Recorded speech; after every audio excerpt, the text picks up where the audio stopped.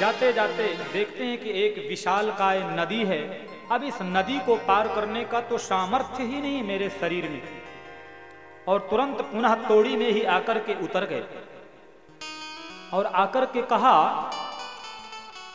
कि अब ये नदी को मैं कैसे पार कर सकता हूं। एकदम हताश और उदास हो गए, तो वहीं नदी के किनारे पर बैठ गए। और इतने में ही महाराज देखते हैं कि एक कोई नाविक आया नाव चलाते चलाते। उसने कहा, अरे बाबा कहाँ जाना है। पहले तो ऊपर से नीचे तक सुदामा के वस्त्रों को देखता है। सुदामा जी ने कहा, मुझे जाना तो है द्वारिका, द्वारिकाधीश मेरे मित्र हैं। लेकिन उस नाविक ने जब ऊपर से नीचे तक देखा, आपके मित्र द्वारिकाधीश, तो सुदामा संकुचित हो गए। बोले, बिल्कुल चिंता मत करो, मेरे मित्र द्वारिकाधीश के मित्र तो कुछ ऐसे ही होते। बाबा कहाँ जाना है? बोले, नदी पार जाना है, लेकिन कैसे पार करूं? तो उस नाविक ने कहा, मेरी नाव में आकर के बैठ जाओ, मैं तुम्हें पार उतार देता हूं। तो सुदामा ने कहा, मेरे पास उतराई नहीं है नाव की। तो उस नाविक ने कहा, तुम जैसों को मैं ऐसे ही पार लगाता हूं। बंधुओं, नाव चलाने वाला कोई और नहीं, स्वयं द्वारिकाधीश ही आ गए थे उस नाविक के रूप में। इसलिए जब परमात्मा पर पूर्ण जीव समर्पित हो जाता है तो दया और दयनीय की सारी व्यवस्था स्वयं परमात्मा करते हैं। और जैसे ही नदी पार जाकर के छोड़े, थोड़ी थकान थी, एक वृक्ष के नीचे थोड़ी देर के लिए विश्राम किया। और महाराज जब नींद खुली तो देखते हैं कि बिल्कुल द्वारिका की सीमा पर पहुंच गए। सुदामा ने कहा, मैं ये स्वप्न तो नहीं देख रहा हूं। और जाकर के जब द्वारिका वासियों से पूछते हैं, सुदामा भैया यहाँ पर द्वारिकाधीश का कौन सा भवन है? तो लोग ऊपर से नीचे तक देखते हैं। बोले, आप कौन हो? आप कौन है? आप द्वारिकाधीश मेरे मित्र हैं। तो इतने में किसी ने संकेत किया कि आगे जो दिव्य कंचन महल दिख रहा है ना, वही भवन है द्वारिकाधीश का। और दरमानों से जाकर के सुदामा ने जब कहा, तो दरमान ने जाकर के संदेशा दिया द्वारिकाधीश को, किसी से पगा न झगा तन पे, प्रभु जान को आही बसो के ही ग्राम। धोती फटी सिलटी दुपटी, और पाय उपान की नहीं शाम। द्वार खड़ो द्विज दुर्बल एक, रह्यो चकिशो वसुधा अभिरा। पूछत दीन दयाल को धाम, बतावत आपनो नाम सुदा। उस समय द्वारिकाधीश अंतःपुर के कक्ष में बैठे थे और दरमान ने कहा द्वारपाल ने कि स्वामी अगर आदेश हो तो एक संदेशा है। बोले, क्या? बोले, एक वृद्ध ब्राह्मण आया है, 10 जगह से उसकी धोती फटी है, एक बिलान कपड़ा भी साबुत नहीं है, पैरों से जगह जगह रक्त बह रहा है, पैरों में पादुकाएं नहीं है। और पूछत दीन दयाल को धाम। आप जैसे दीन दयाल का धाम पूछता है और अपना नाम सुदामा बताता है। और इतना कहना कि कृष्ण ने तुरंत रुक्मणी के साथ में मानो दौड़ लगा दी सुदामा से मिलने के लिए, और जाकर के सुदामा को गले लगा लिया। आज भगवान द्वारिकाधीश ने, बोलो द्वारिकाधीश भगवान की जय। मिलकर के बहुत रोए। जो रुक्मिणी थी झरिया में पानी लेकर के दौड़ी। कोई भी ब्राह्मण आता है तो सबसे पहले प्रभु श्री चरण प्रक्षालित करते हैं उनके। और जैसे ही रुक्मिणी जी जब तक झरिया लेने के लिए गई तो इतना रोए प्रभु कि जल का इंतजार ही न किया, अपने आंखों के आंसुओं के जल से ही सुदामा के चरणों को धो दिया। क्योंकि ऐश बेहाल बेवाइन शो, पग कंटक जाल लगे पुनि जो। हाय महा दुख पायो सखा तुम, आए इतय न कितय दिन खो। रोते जा रहे हैं। सुदामा के पैर में जो कांटे चुभे हैं, प्रभु ने सुई का इंतजार नहीं किया, अपने दांतों से ही सुदामा के पैरों के कांटों को निकाल देते हैं और जाकर के तुरंत अपने सिंहासन में सुदामा को विराजमान करते हैं। यही तो द्वारिकाधीश की महानता है। सुदामा तो कभी सिंहासन में बैठे नहीं थे, महाराज उस सोफे के ऊपर वाले हिस्से में ही जाकर के बैठ गए। तो तुरंत मुरलीधर प्रेम से उनको बैठाते हैं और कहते हैं कि आप तो बैठो, बिल्कुल चिंता मत करो। अरे सुदा कृष्ण, अरे द्वारिकाधीश, मेरी इतनी सामर्थ्य कहाँ, ऐसे सिंहासन मुझे कहाँ प्राप्त होते। दोनों काफी समय के बाद में मिले थे, दोनों के नेत्र भर आए, कंठ अवरुद्ध हो गया और बड़ी सुंदर सुंदर चर्चाएं हुई। और देखी सुदामा की दीन दशा, करुणा करके करुणा निधि रो। पानी परात को हाथ छुयो नहीं, नयनन के जल सो पग धो। परात के पानी को हाथ नहीं लगाया, इतना रोए द्वारिकाधीश सुदामा की याद में कि आंखों के आंसुओं के जल से ही सुदामा के पैर धो दिया।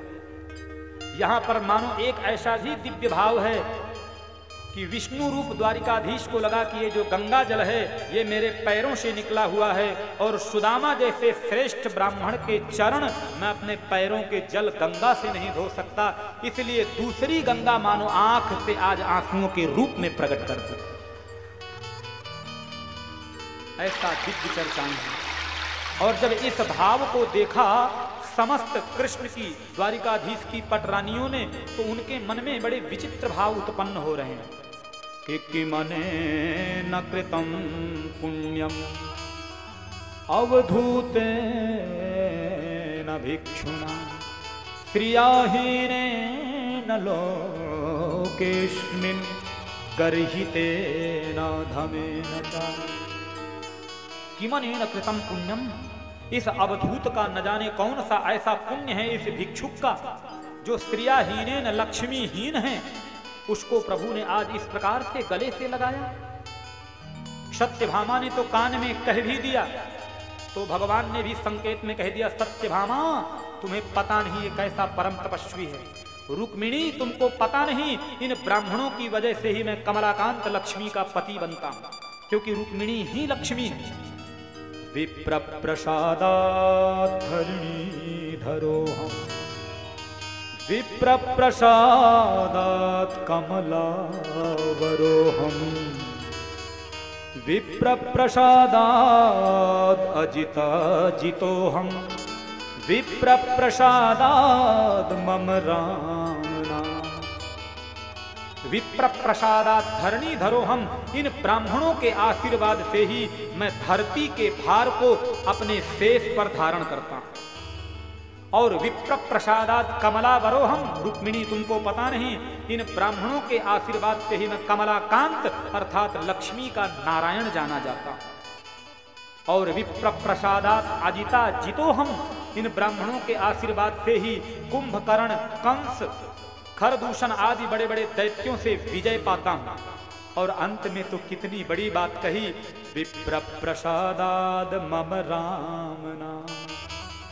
ब्राह्मणों के आशीर्वाद से ही मुझे राम और श्याम नाम से लोग जानते हैं।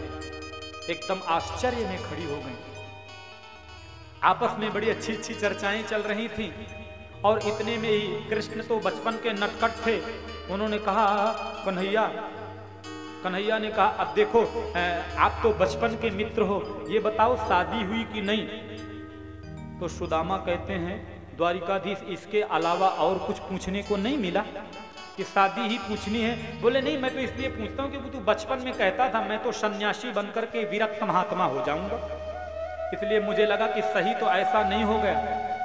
क्योंकि अपि ब्रह्मन् गुरुकुलात् भवता लब्ध दक्षिणा समावृत्तेन धर्मज्ञान भार्योढ़ा सदृशी नवा। बताओ तो सही, मेरी भाभी कैसी है, सुंदर है ना दिखने में, उनका नाम कैसा है, आपके सदृश हैं कि नहीं, क्योंकि आप तो बहुत सीधे साधे हैं बचपन से ही। बोले कन्हैया मेरा ब्याह तो हो गया है, उसका नाम है सुशीला। अच्छा, लेकिन सुन तो कन्हैया, मेरा तो तूने पूछ लिया, तूने बता तेरे ब्याह हुए कि नहीं। अब कन्हैया ने कहा एक आध हो तो बताऊं, 16,108 हैं, नाम बताऊं क्या? तो सुदामा ने कहा रहने दो, 3 दिन लग जाएंगे नाम सुनते सुनते। अच्छा सुन तो, मेरी भाभी ने जरूर मेरे लिए कुछ भेजा होगा।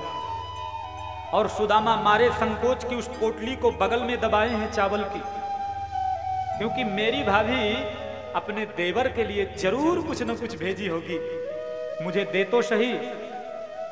भगवान ने संकेत भी किया, बोले पत्रम पुष्पम फलम तोयम यो मे भक्त्या प्रयक्षति तदहम भक्ति मुहूर्त अधास्नामि प्रयात्मनः। भगवान ने संकेत किया, सुदामा पत्रम, एक पत्र होगा तो भी चलेगा, पुष्पम, कुछ नहीं पुष्प दी होंगी तो भी चलेगा, फलम, एक फल होगा तो भी चलेगा, कुछ नहीं तो तोयम, थोड़ा जल होगा तो भी चलेगा। और महाराज सुदामा जी एकदम मारे संकोच के, इस महान द्वारिकाधीश राजा को मैं क्या दे सकता हूं। इतने में ही भगवान ने एक युक्ति लगाई, बेटे कितने हैं तुमको बताओ। तो कृष्ण जी ने पूछा छोटा वाला कितना बड़ा है? तो बोले इतना बड़ा। फिर उससे बड़ा वाला थोड़ा और ऊंचा, और जैसे ही हाथ थोड़ा सा ऊपर को उठा, भगवान ने पोटली को खींच ली महाराज, और उस पोटली में रखे जो चावल हैं तुरंत भगवान के नेत्र सजल हो गए, और एक मुट्ठी चावल लेकर के और सीधे अपने मुख में डालते हैं, कहते हैं अनेन विश्वात्मा प्रियंताम, और सीधे ग्रहण कर लिया, पूरे विश्व की तृप्ति हो जाए। और जैसे ही दूसरी मुट्ठी खाने वाले थे तो रुक्मिणी ने हाथ पकड़ लिया, अरे कुछ हमें भी तो बचने दो, क्योंकि ये तो महापुरुष का प्रसाद है। और तुरंत तीसरी मुट्ठी में रुक्मिणी ने हाथ से पकड़ लिया, अब रहने दो इस महापुरुष की कुछ प्रसादी हमको भी। मानो रुक्मिणी कहना चाहती हैं, क्योंकि 2 मुट्ठी चावल में 2 लोक दे दिए, और रुक्मिणी ने कहा अब ये तीसरी मुट्ठी चावल खाकर के भी तुम सुदामा बनना चाहते हो क्या? और दूसरा भाव ये भी है कि कोई बात नहीं, ऐसे महापुरुष का जो दिव्य प्रसाद है हमको ग्रहण करवाएं। तो भगवान तो भाव का भूखा है। सुंदर सुंदर चर्चाएं हुई, थाली में विविध प्रकार के पकवान परोसे गए। रात्रि में सुदामा जी ने वहीं निवास किया, और प्रातः काल होते ही सुदामा ने कहा कन्हैया अब तेरी भाभी अकेली है ना, मुझे जाने की आज्ञा चाहिए। भगवान ने आज्ञा दे दी, क्योंकि जानते थे भगवान कि सुदामा मेरा इतना सीधा है कि अगर मैं रुकने का थोड़ा सा भी प्रयास करूंगा तो कहीं इसको ऐसा न लग जाए कि ये राजा की आज्ञा है, और वहां पत्नी भी अकेले हैं सुशीला। और महाराज तुरंत उसी समय सुदामा के दिन, सुदामा को सामने से प्रभु ने कुछ दिया नहीं और सुदामा ने कुछ मांगा नहीं। रास्ते में जाते जाते बस सुदामा एक ही चीज सोच रहे हैं कि सुशीला अगर पूछेगी कि इतने बड़े तुम्हारे मित्र हैं, क्या लेकर के आए हो तो क्या देंगे। और फिर बाद में लगता है कृष्ण दर्शन से बढ़कर के क्या है, दर्शन हो गए इतना बहुत है। क्योंकि क्वाहम दरिद्र पापियान क्व कृष्ण श्रीनिकेतन ब्रह्म बंधुरितिष्माहम बाहुभ्याम परिरंभिता। कहां मैं दरिद्र, कहां मैं पापी, और कहां मेरा बचपन श्री कृष्ण श्री निकेतन, एक द्वारिका का राजा। लेकिन यहां पर परीक्षित कहते हैं गुरुजी आपने कहा था सुदामा दरिद्री नहीं है, और यहां पर सुदामा स्वयं अपने मुंह से कह रहे हैं क्वाहम दरिद्री। बोले यही तो बात है, जो उच्च कोटि के महापुरुष होते हैं वो अपने को श्रेष्ठ नहीं बल्कि दीनहीन रूप से ही परिचय अपना देते हैं। सूरदास जी कहते थे कि मूषम कौन कुटिल खल कामी, जिन तन दियो ताहि बिसरायो, ऐसो नमक हरामी। मूषम कौन कुटिल खल का, जिन तन दियो ताहि बिसरायो, ऐसो नमक हरा। सूरदास जी कोई नमक हराम थे क्या, खल थे क्या, कुटिल थे क्या, कामी थे क्या? लेकिन फिर भी अपना जब परिचय देते थे तो कहते थे मेरे से बड़ा कामी नहीं है कोई, कुटिल नहीं है, खल नहीं है। जिन्होंने ये शरीर दिया मैं उनको भूल चुका हूं, इसलिए अपने आप को नमक हराम बोलते थे। प्रेम से बोलो ना जय श्री कृष्णा। और सुदामा जैसे ही अपने धाम पहुंचे तो देखते हैं जहां सुदामा की झोपड़ी थी ना साहब, अब वहां पे कुछ है ही नहीं। वहां तो बड़े बड़े कंचन के महल खड़े हैं। सुदामा को लगा किसी राजा को लगा होगा यहाँ पर अतिक्रमण किया है किसी गरीब ने, झोपड़ी हटा करके अपना महल बना लिया होगा। और सुदामा जी सीधे पहुंचे अपने, अब वहां तो इनकी झोपड़ी थी ही नहीं। इधर उधर पहले देखते हैं, फिर सुदामा जैसे ही आगे बढ़ने लग गए महाराज, इतने में ही ऊपर से सुदामा जी की जो पत्नी थी ना सुशीला, अब महाराज पहले तो पतली पतली थी, अब आजकल तो हट्टी कट्टी हो चुकी है, क्योंकि पूर्ण द्वारिकाधीश की कृपा है। महाराज ऊपर वाली जो बालकनी थे वहां से आई उतरते हुए महाराज 16 प्रकार के जो संस्कार, इसी प्रकार से जितने भी आभूषण होते हैं, कान के नाक के, महाराज 9 लखा हार पड़ा है सुशीला के, जिसके यहाँ कभी 2 मुट्ठी चावल नहीं रहता था। और जैसे ही सुशीला पैर छूने को उद्यत हुई सुदामा जी के, तो सुदामा जी कहते हैं देवी दूर दूर, मैं पैर किसी से नहीं छुआता, कौन है आप? तो सुशीला ने कहा स्वामी आप मुझे भूल गए, मैं आपकी पत्नी सुशीला। सुशीला आजकल तो तेरे ठाठ ही कुछ बदल गए। अरे द्वारिकाधीश की कृपा है, मतलब मैंने कुछ मांगा नहीं, उसने कुछ दिया नहीं, खा मैं ही खा। बोले अब ये तो भगवान ही जाने उसकी मर्जी कैसे हो गए। देखो सुशीला तुम पे खूब कृपा करी, अब तुम इसी महल में रहो, मैं तो महलों में नहीं झोपड़ी में ही भजन करूंगा। और जैसे ही सुदामा जाने लगे तो पीछे से द्वारिकाधीश प्रकट हो गए, बोले सुदामा सुदामा सुदामा सुदामा। और मिलकर के जब देखे तो कृष्ण ने कहा द्वारिकाधीश ने, सुदामा जी बिल्कुल नहीं, मेरा प्रसाद समझकर के इसको ग्रहण कर। बोलो दीन बंधु भगवान की जय हो। इस प्रकार से प्रभु ने सुदामा पर दीनता दिखाई। एक से एक भाव है, जितना कहा जाए उतना कम पड़ता है। आगे चल करके आज जो द्वारिकाधीश के माता पिता हैं, भगवान श्री कृष्ण को ब्रज मंडल छोड़े हुए महाराज पूरे 100 वर्ष पूरे हो गए ब्रज को छोड़े हुए। इधर एक बार जो द्वारिकाधीश के माता पिता हैं वसुदेव देवकी, उनके मन में बड़ी इच्छा हुई कि हमें एक यज्ञ करना है कुरुक्षेत्र में। बोले इसी समय सूर्य ग्रहण होगा और उसी समय हम यज्ञ करेंगे। और उस यज्ञ का जो मेला था दूर दूर तक उसका प्रचार प्रसार हुआ था।